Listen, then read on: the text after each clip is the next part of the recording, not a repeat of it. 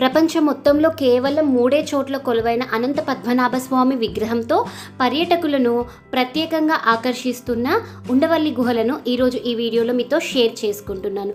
అయితే ఈ గుహలను ఎప్పుడు నిర్మించారు, ఇవి ఎక్కడ ఉన్నాయి, వీటి యొక్క చరిత్ర ఏంటి, ఈ గుహలకు ఉన్న స్వరంగ మార్గాలు ఏమిటి, అలాగే ఆ అనంత పద్మనాభ స్వామి విగ్రహాలు ఇంకా ఎక్కడెక్కడున్నాయి అన్నీ కూడా ఈరోజు కంప్లీట్గా ఈ వీడియోలో మీతో షేర్ చేసుకుంటున్నాను. మీరైతే వీడియోని స్కిప్ చేయకుండా ఎండింగ్ వరకు చూడండి. అలాగే మీరు ఛానల్ని ఫస్ట్ టైం చూస్తున్నట్లయితే సబ్స్క్రైబ్ చేసుకోండి. Hello everyone, welcome to Vanikas channel.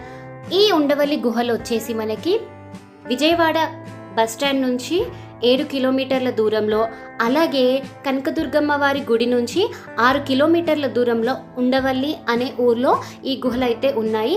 ఈ గుహలను మనం చేరుకోవడానికి ఆర్టీసీ బస్లో కానీ వెళ్ళొచ్చు, లేదంటే